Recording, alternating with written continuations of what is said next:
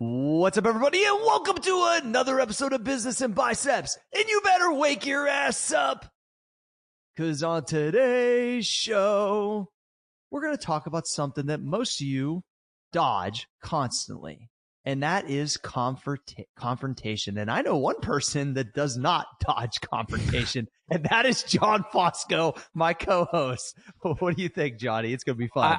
I think I was genetically produced to confront.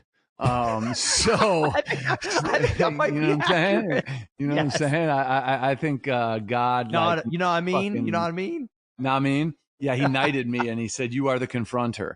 And So good. hey, it's helped me out, and I think we can talk about why it's not this scary, vicious, visceral, angry thing, and we can give people real kind of strategies on how to confront people. Because listen, it's important. If you have something to say, you got to say it.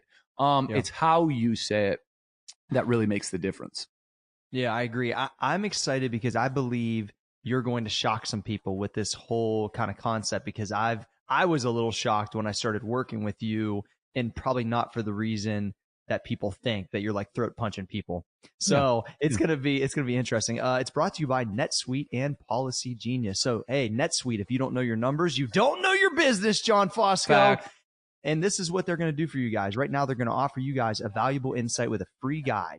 7 key strategies to grow your profits at netsuite.com/biceps. Make sure you go check that out. They're giving you free stuff to make you smarter. And Johnny, I know you're going to tell them about Policy Genius. Yeah, listen, if you need life insurance and you don't want to deal with all the legwork and the bullshit, head to policygenius.com. It's the easy way to compare all the top insurers and find the best value for you. Policy Genius. Delegate what you hate, especially if you hate getting life insurance. Which everyone does. So perfect. Good read. So, hey, we're going to start like we did last week. We talked about a couple things that are relevant and funny and different. And then we, hit you with the hard topic, which will be confrontation. And our homeboy, well, he's not our homeboy, actually. I used to like R. Kelly, but R. Kelly's a fucking mess. Wait, What? you used to like R. Kelly? Listen, a little bit, because he had slow jams in like in the late 90s. I mean, first So off, did you ever buy an R. Kelly album? Yes. Oh my God. A CD. That's how old I am. I bought an R. Kelly CD back in the day. But For here's for what purpose? I think it was the Bump and Grind song, John. I think I bought it for, you know what I'm saying, Johnny. Come on. I'm talking, hey, listen, I'm talking about, what was that fucking group that did the thong song? That's fucking Drew Hill? No, not Drew No, Hill. the guy with the fucking, he had blonde hair, but he was. It was, I thought his name was Drew something. I know who you're talking about. Yeah. So I guarantee you bought that album too. I did not buy that album. Yeah. But hey, listen, so I was mad at R. Kelly back in the day, because this is where his degeneracy. Oh, did he pee on you too? He did not. Okay. But I was in love with Aaliyah. Like Aaliyah, who died in the early, what would have been late 90s. He like snagged her when she was like, she died in a plane crash. And he snagged her when she was like 15, bro. He tried to marry this broad when she was 15 years old. Now, of course, she's dead. Let's not call her a broad. Yeah, okay. All right. So he tried to marry her. Rest in peace. Rest in peace, Aaliyah. She was beautiful. I saw her in concert twice. He tried to marry her. What? Wait, so rewind. Yeah. You can't just put that out there. You saw her in concert twice. We're going to back up. You purchased tickets to go to an Aaliyah concert? She was touring with Bone Thugs and Harmony once. And then she toured with... it was like a hip hop kind of, it was like Mary J. Blige and Naughty by Nature and some others. So I saw her like with a group of people, like a big hip hop. I forget the name of the tour, but it was, she was alongside with these other acts because she was so young. She was still kind of coming up. So she was like somebody opening. The first of the month. Hey, Bone Thugs was legit, John. You know it. So anyway, R. Kelly, what? Just got some more charges brought on him. What the hell? First off, he's a peer, dude. He likes to pee on. He likes to pee on young women. You know what I'm saying? Like pee on people during R. sex? Kelly does. The man that you bought an album and saw live in concert likes to remove his penis and pee on 12-year-old females. If that is not the most obscene, disgusting, deplorable thing, I don't know what is. But he's a peer, dude. That's what he is. So But he Yeah. they finally got him. Like he's in jail now. No, I think he's trafficking in the dark arts, as Theo would say. I think he's I think he's sex trafficking. Hang on. He was arrested on federal sex trafficking charges. Making a new escalation in the case. I'm just reading this. I mean, this guy's, hey, straight up. You want to talk, we joke about being perverts and all that stuff, and I think everybody is, but he is a true fucking degenerate pervert. And I hate to say that because he's from Chicago. No, dude, he pees on people. School? He did not go to my high school, but Randy Macho Man Savage did. That's a fact. Ooh, okay. Yeah. Yeah. Okay. So if you're wondering why, there's a lot of similarities, that's why. But R. Kelly, yeah, he's a fucking degenerate. Grew up idolizing Randy Macho Man Savage. No. He's a boss. He's a boss. He got drafted by the Cardinals in the second fucking round, right out of high school. He has a record for longest home run in our high school's history. That don't surprise me. He was jacked. I'm sure he was natural too. Remember, he definitely was natural. Remember, drug-free lifter, 4am crew. Bad, dude. What's that? The Miss Elizabeth was bad. Miss Elizabeth, I bet you she's in a retirement home now. I bet you she's like 70. But back in the day, she was a nice looking lady. Yeah, unbelievable. All right, R. Kelly. So R. Kelly's finally locked up, fucker. And what else we got going on? Russell Westbrook is now a Rocket, which is ridiculous. I mean, him and Harden are back together. What do you think about that whole thing? I think it's scary, and it doesn't bother me as much because, listen, if I was Russell Westbrook playing in Oklahoma City, losing, Harden and Durant early on, and literally carrying that team everywhere, even though he got Paul George, was just collecting some money there until he can get to LA. But Russell took that city, and that is not a nice city to play in. Okay. It's not the most beautiful city in the world. No disrespect to Oklahoma City. It is what it is. And he was just, he was a gamer the whole time. He never fucking complained, and he always tried to win. But now you put him on that team, dude, with Harden, man, you reunite those guys and everything else, dude. They're going to be nasty. I think he's the best competitor in sports, and now you put him with James Harden, who you can argue is the best player in the NBA. It's going to be scary. Hey, shout out to Dose. We're about to call you on them tickets, homie, and come down and see this show. No doubt, right, John? Dose and Taj in the house representing H-Town. Yeah, absolutely. We're hollering at our boys on this one. Holler, ER, not the A. Well, I'm not there yet. You're not there yet, Johnny. But we want to see. We would love to go down and see his operation anyway. So it gives us a good reason to go see. So a lot of you guys that don't know, Dose and Taj. How do you pronounce their last name? Congo. Khan. Bro, their business is Congo. Their last name is Khan, Corey. Don't be racist. They messed me up. What? That has nothing to do with being racist. Absolutely it does. Khan's not good enough. Khan's not good enough. Khan is not good enough. That's like Genghis Smith. That's like Khan. Smith. What about James Khan? Fucking Sonny that's right. from the Godfather. Anyway, shout out to Dose and Taj. We're coming to see you guys. Yep, we are. I think we should roll to confrontation. So one of the things that I think most business people, regular people in corporate America, just overall, people are extremely scared to say something that could cause a reaction in a negative manner back to them, and then they will have to deal with it. I really believe that 97% of the people in the world are afraid of confrontation. I mean, you're probably the first person I know that is extremely comfortable within that negotiation and, dealing with issues head on. And I think by being around you, I've gotten much better at it, and I don't care as much as I used to. But man, a lot of people, and I don't know where this really comes from, like speaking your mind or confidence. Like, you know what I'm saying? Everybody listening can probably identify with this, I would think. I think it comes from the fact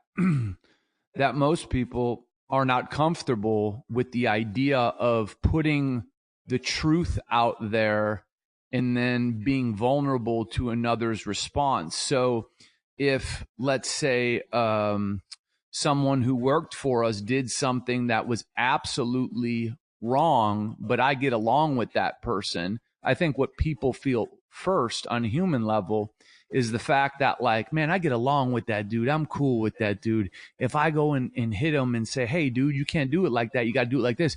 He might not like me. He might take it sideways. But at the end of the day, okay, that stuff you guys can talk about that in different contexts and look at it differently in your personal life. But in business, and I would recommend this in your personal life too, but it's called getting to the point immediately. When you confront, unless you're confronting out of ego or out of insecurity, what you're doing is you're getting to the point immediately. And what too many people do, because they are so afraid of it, is they hold off on it and they hold off on it. And then the business has to suffer the consequences. So I love confrontation, not because I love the act of attempting to tell someone they did something incorrect and fix it. I love it because I know if I confront, there is an issue in the business that can be fixed immediately. So I feel like I'm doing a cleanup job on the business and I'm tightening the screws. That's why I love confronting, because we're cleaning the slate. But if you let all these things add up and you don't confront, it's like your business has 42 screws and they're all loose and they're getting looser, bro. And the business is a bridge, and that bridge might fucking fall down unless you tighten them. So that's why I love confrontation, because it fixes shit and it gets everyone on the same fucking page. And if they do not take to it well, that is on them.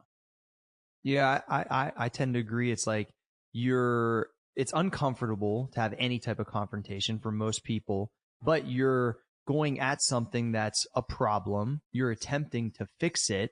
You're not causing blame. You're just bringing it up to find a solution. And but a lot of people don't think of it that way, but that's how entrepreneurs are like, hey, let me just take this head on so we can figure it out and move on. Cause if not, the longer it brews, it becomes basically like dead weight. I almost look at it like you're driving a truck around, you're just loading in wood or sandbags in the back of it, because it just keeps compounding because you haven't taken it on. Right, John? I mean, that's really, or that person that needs confronted either needs to adapt so you can move on, or something needs to fucking change so you can move on. And those things right there are what really, because once again, there's a lot of personal stuff. Like, I really like that person. And we've had some of this stuff at Max since we started. Like, there were some people that I really liked as people, but couldn't get the job done. And, we had to confront them, and they didn't adapt, and they had to go. And that's just what it is. And I still like them.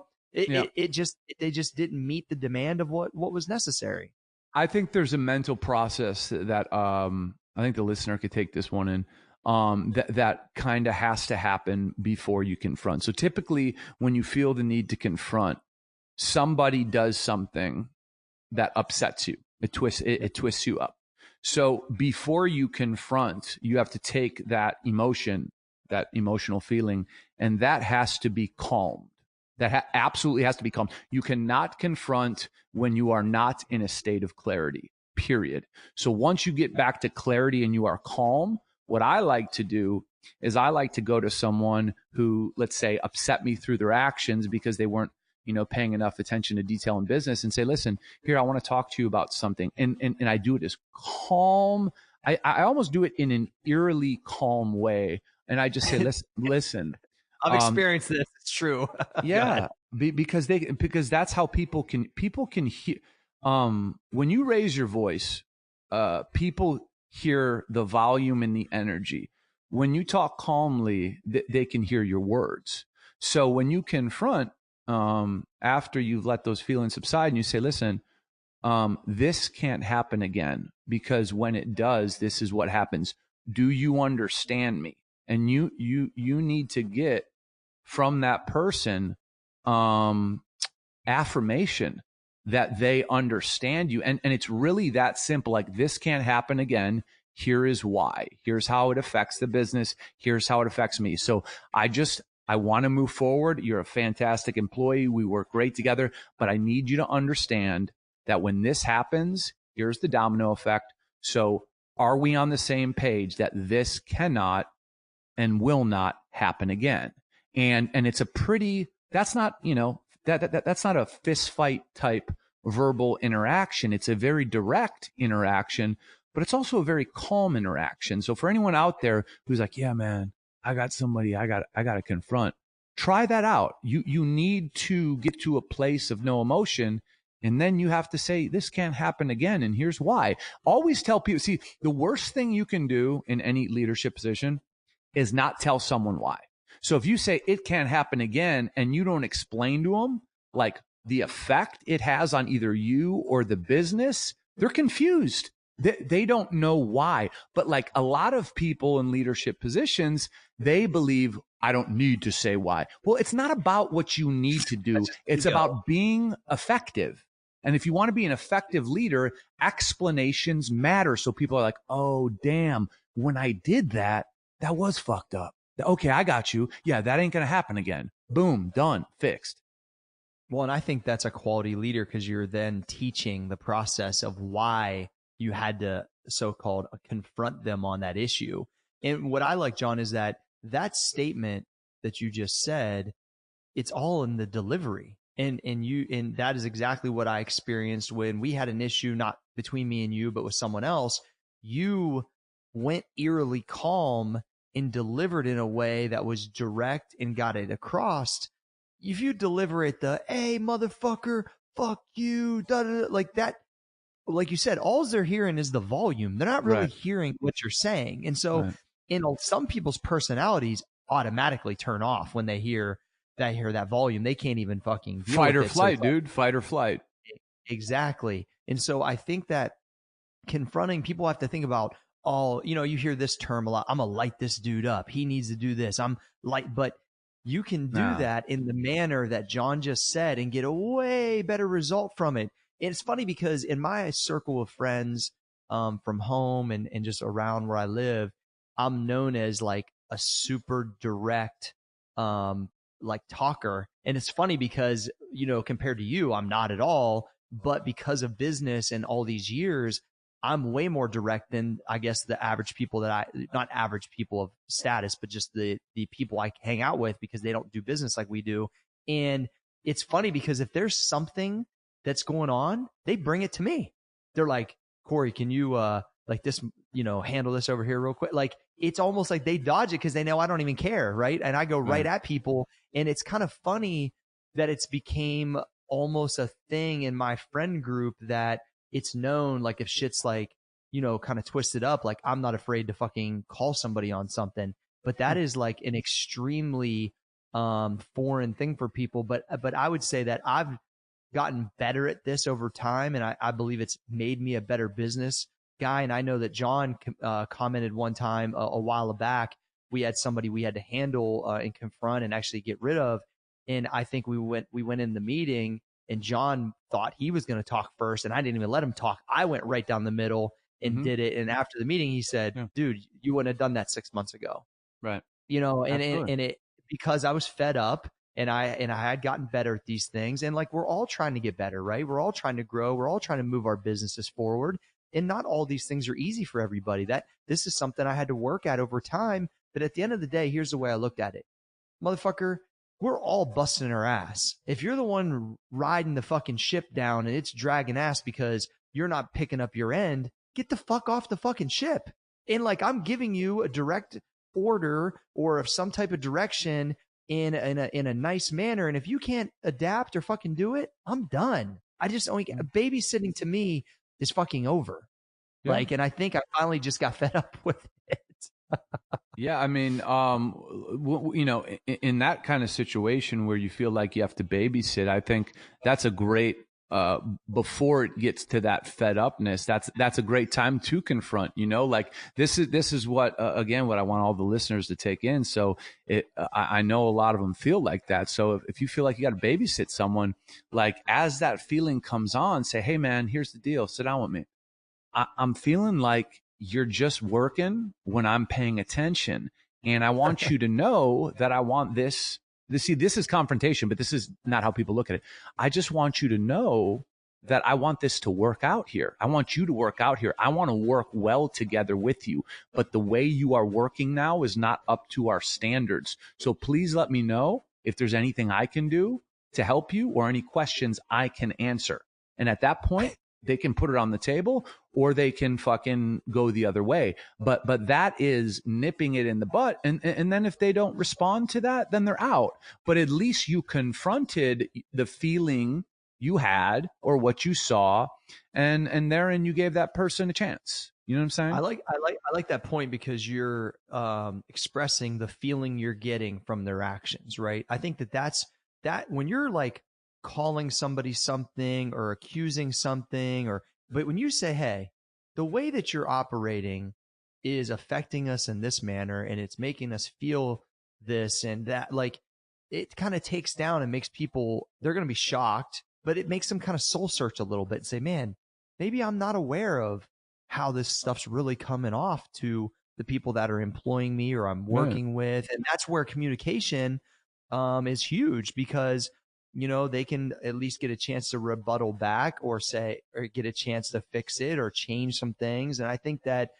you know, man, it's amazing that people will let these things go for years and years, John, and just never address them. And I think it goes as in the personal life too. Like, I think that a lot of relationships literally halt and never grow if there's something that's in this roadblock. And we can look at the personal side. If there's something that's eating you up from your cousin, from your business partner, from your, you know, from a personal side, and you don't kind of nip it like and say, yo, I'm not feeling this kind of way about this. And, you know, that could build. And then your relationship really never grows from there. And so it really goes either way. It can be personal or business. And that extra communication, like John made an extra phone call to me yesterday, and it wasn't even something that I was even thinking about, but he just didn't want something to be portrayed that way. And it literally never crossed my mind. But when John said it, I appreciated him just over communicating. I was like, dude, I would never think that. And I especially didn't think that about this situation. And he was like, all right, cool, man. I just didn't want it to be taken that way. And so that right there, and I've done that also before with John, like that just makes everybody feel better, even if it isn't a thing. You're just trying to make sure. And that's not a confrontation in a bad way, but that's bringing up something that could have been sensitive. If I did take it that way, then it could have been a spot where I would have said, yeah, motherfucker, I did take it that way. Like, I don't understand, but you know what I'm saying? I just think like bringing things out that sometimes are a little bit gray area potentially because maybe a text was read wrong, or you got to remember a lot of us are communicating less in person than ever. Things can be interpreted. And that's what I thought. I said, maybe when I sent that text, John interpreted it wrong when that isn't what I meant. We cleared it up in person, but those are things that fucking mushroom into some craziness sometimes. 100%, man. And you know what I was thinking about when you're talking is like, if you if you stand for something, and again we'll talk about the realm of business, you have to be firm, and being firm, part of being firm is confronting. So if you stand for a high quality standard, or you think you stand for a high quality standard, that means regardless what the person's name is, regardless what the person's relationship is to you, regardless of the person's gender, regardless how you feel about them, you are there to keep a certain standard of business. And in business, people are who you work with. And there's absolutely no way that everybody at a certain time is not going to do something that puts in question the standard you hold for yourself and your business. So if you want to go places, if you want to continue to go up, you have to hold that standard tightly, and confronting people in a controlled way is how you clean your ship up. I can't pound that in anyone's head enough. Like, we had an issue here regarding product, and it wasn't up to snuff, period. Could it work? Yes, but it wasn't up to the standard that was expected. So it wasn't good enough. So it had to be confronted. It made someone uncomfortable, but it doesn't matter because the standard is the standard. So if you're an entrepreneur listening, if you're a business owner listening, you better have a fucking standard that's higher than anyone else for your business. And you better enforce that standard with respect and humility and be humble about it. See, when you're enforcing something, don't think of yourself as a fucking dictator or don't act like a dictator. Enforce it with fucking respect and always say, can I help you understand something better? Is there anything I can do to help you understand this? But man, the standard is the standard. And if that is something you are not willing to budge on, and as a business owner and entrepreneur, I don't think you should ever budge on your standards. You must confront. It is part of your job description, but you can do it in a respectful and controlled way. Yeah, here's a good example I'm going to use. Back in the day at MP, as we got really big, some of the standards of the taste and some of the products, to me, towards the end, wasn't very good. Like they were okay, but they weren't great. And I had a lot of problems with that. And that was one of the things I was like, hey, we're rushing stuff out the door. I think the practices, like the quality of the ingredients was the same, but I thought the taste profile could have got more time spent on it. And that was one of the things me and John, I brought up to early with Max Effort saying, hey, like this is something I think we fucked up on before. If we don't let anything out the door, no matter what business we do, when we make products that we don't think is A++, and we know everyone's going to like it, and there's no way they could ever go to somebody and say, that doesn't taste good, or that doesn't mix good, or that doesn't if we stay to that standard, even if it takes us an extra month to get out a product, even if it takes us 5 extra tries, if we keep that standard, the amount of people that will talk good about that portion, which by the way is super important to a lot of people, they want to take shit that tastes good. I'm just saying, and mix as well. And if we keep that standard, then that will be something that people will always lead with, in my opinion, for any brand that we do. And like to your point is like, if you open it and you're like, ugh, if you for 1 second open it, taste it, see it, and go, like, if it's borderline, then it's fucking not good. It's Nick Saban style. He said the standard is the standard. We're at Alabama. We win national titles. That's what we do. Unless we play Clemson. Unless we play Clemson and that young quarterback that looks like a basketball player. Yeah. So at the end of the day, it's like, but it's the expectation of being like good to great. You know what I mean? Like that's what you expect because that's the only way shit works. Because word of mouth, everybody, I know we're on the internet, but guess what? Word of mouth still is one of the most amazing ways to market your business. And if you fucking rush stuff and you put something out the door that's not a standard that you would be excited about when you would purchase it as a client, then you're fucked. And a lot of people rush shit, Johnny. And I wasn't willing to watch that happen again. No, obviously that's you weren't terrible willing business. to do Listen, that. if you won't terrible business, if you won't buy it, why should you sell it? Exactly. I mean, if you won't buy it, why should you fucking sell it? Oh, I'm going to fucking try to make money on someone on something that I personally wouldn't fucking buy. It doesn't pass the me test as a consumer. I won't. Like, what? What? That sounds ridiculous, but there's motherfuckers out there that still do it, bro. That's my point. That's my point. That's why the standard is the standard. And before, like, there's so many steps that happen before something goes out the door or a service is rendered. There's so much preparation. And part of that preparation is getting the team on the same page. And part of getting the team on the same page is confronting people in a way that can hopefully fix problems. And if it doesn't fix problems, you got to look at it like this.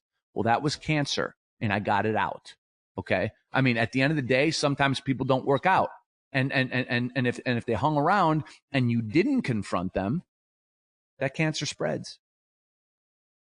You know what's so crazy is you can feel it leave when that person is removed in whatever situation it is. You confront, it doesn't change, you make a change. It's instant, right, John? You walk in the office, it feels instantly different. And so think about it like this.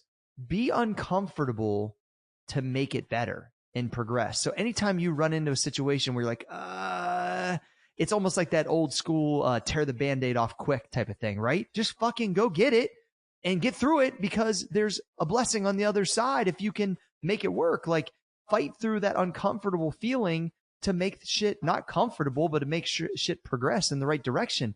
People limit themselves like this in their relationships and their business. I think because of this, they're dodging and they're walking on eggshells and they're afraid to make somebody mad. And I just think that you're spending more time walking around dodging the subject than you are just going head on and fixing it. I would say most people spend more time like dodging it and beating around the bush, and you never get anywhere.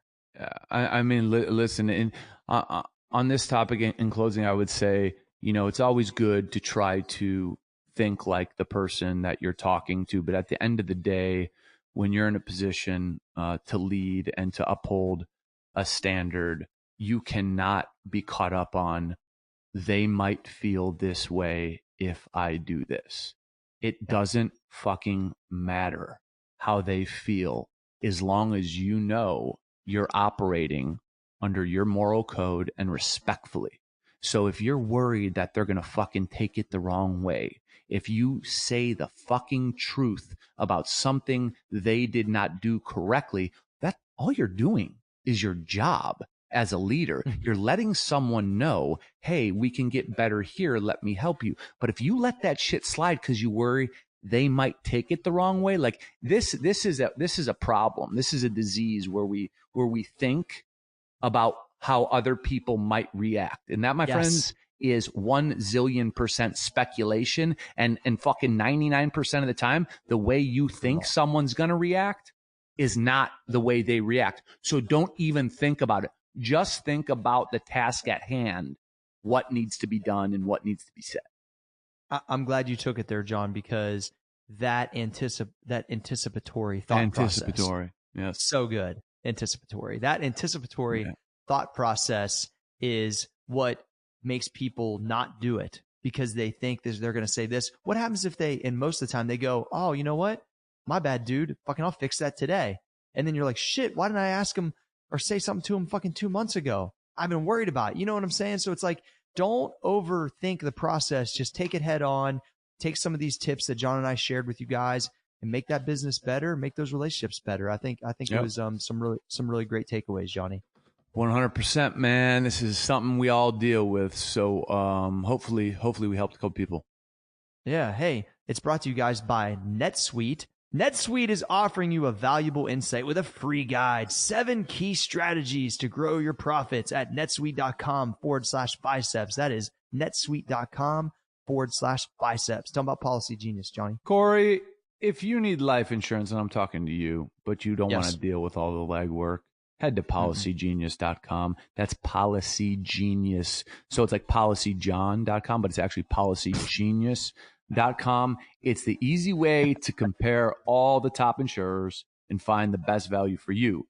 Policy Genius, Corey. Delegate what you hate, especially if you hate getting life insurance. Amazing. All right. Let's wrap it up. That was really, really good, John. I'm impressed. Yes.